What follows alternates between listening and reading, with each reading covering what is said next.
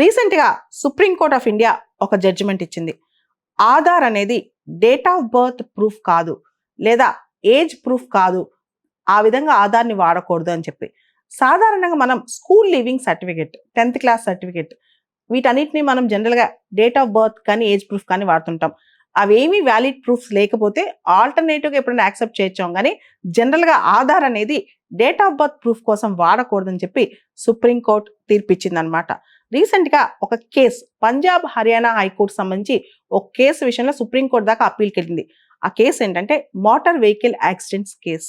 Motor vehicle accidents కేసులో జనరల్గా ఒక వ్యక్తి ఒక యాక్సిడెంట్ అయి చనిపోయాడు అనుకోండి, ఆ వ్యక్తి జీవితకాలం ఎంత ఉంది, అతని పైన డిపెండెంట్స్ ఎంతమంది ఉన్నారు, అతను ఏ పని చేసేవాడు, ఎంత సంపాదించేవాడు, దాని ఆధారంగా ఆ మోటార్ వెహికల్ యాక్సిడెంట్లో కాంపన్సేషన్ ఆ కుటుంబానికి, చనిపోయిన వ్యక్తి కుటుంబానికి కాంపన్సేషన్ ఇస్తారు.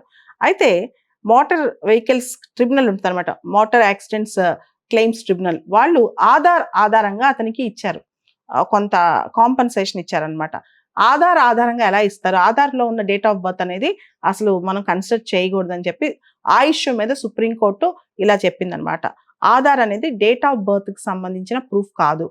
అయితే మనకు తెలుసు ఆధార్ కార్డ్ అనేది ప్రవేశపెట్టినప్పుడు అది ఒక ఐడెంటిటీ, దేశవ్యాప్తంగా పేదల్ని వీళ్ళందరూ ఐడెంటిఫై చేసి వాళ్ళకి వెల్ఫేర్ స్కీమ్స్ టార్గెట్గా అందించేందుకు అసలు బేసిక్గా ఆధార్ ఐడియా అది. ఈ 12 డిజిట్ల నెంబర్ ఐడియా అదనమాట. బేసిక్గా targeted delivery of welfare programmes, targeted delivery of schemes, వీటి కోసం ఆధార్ అనేది స్టార్ట్ చేశారు. 2010లో ఆధార్కి సంబంధించి ఒక బిల్ కూడా పెట్టారు, కానీ ఆ బిల్ పాస్ అవ్వలేదు. 2010లోనే రాజ్యసభలో national identification authority of India bill 2010 పెట్టారు, పాస్ అవ్వలేదన్నమాట. అంతకుముందు మీకు తెలుసు 2009లో ఆధార్ అనే కాన్సెప్ట్ అప్పట్లో ఉన్న యూపీఏ గవర్నమెంట్ తీసుకొచ్చింది. దానికోసం UIDAI, unique identification authority of India కూడా స్థాపించబడింది అనమాట. ఆ తర్వాత దేశవ్యాప్తంగా ఆధార్ కార్డ్ అనేది అందరికీ అనేక విషయాల అవసరార్థంగా మారిపోయింది. అందరూ ఆధార్ కార్డ్ తీసుకోవాల్సి వచ్చిందనమాట. 2016లో అంటే ఎన్డీఏ ప్రభుత్వం Aadhaar bill తీసుకొచ్చిందనమాట.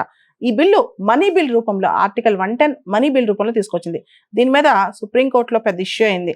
Puttaswamy and others versus union of India case అనమాట. ఆ కేసులో సుప్రీంకోర్టు ఆధార్ కాన్స్టిట్యూషనాలిటీని అప్హెల్డ్ చేసింది. అంటే ఆధార్ రాజ్యాంగబద్ధమే అని చెప్పింది. ఆధార్ కార్డు ఇవ్వటం రాజ్యాంగబద్ధమే. అదేవిధంగా ఆధార్ కార్డుని పాన్ నెంబర్ని లింక్ చేయడం కూడా రాజ్యాంగబద్ధమే.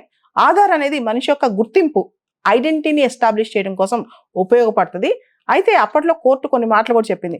బ్యాంక్ అకౌంట్లు ఓపెన్ చేయడానికి, మొబైల్ సిమ్స్ తీసుకోవడానికి, ఎడ్యుకేషనల్ ఇన్స్టిట్యూషన్లో అడ్మిషన్ కోసం ఆధార్ అవసరం లేదని. కానీ ఇప్పుడు అలా ఏం లేదు. ప్రాక్టికల్గా చూస్తే మనం ఏది చేయాలన్నా సరే జీవితంలో ఇండియాలో ఆధార్ అవసరమే అనమాట. ప్రతి దానికి ఆధార్ కార్డు అడుగుతున్నారు. ఈవెన్ ఎన్ఆర్ఐస్ ఎవరైతే ఇండియన్ సిటిజన్స్ అయ్యండి ఫారెన్లో ఉంటారో వాళ్ళు కూడా ఆధార్ కార్డు చాలా విషయాలు ఇక్కడ వాడుకోవాల్సిన పరిస్థితి వస్తుంది అనమాట.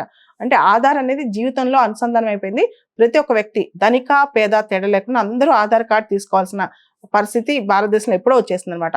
ఈ తరుణంలో సుప్రీంకోర్టు ఆధార్ అనేది ఏజ్ ప్రూఫ్ కాదు, లేదా డేట్ ఆఫ్ బర్త్ ప్రూఫ్ కాదని చెప్పడం అనేది గమనార్హం, మనం గమనించుకోవాలి.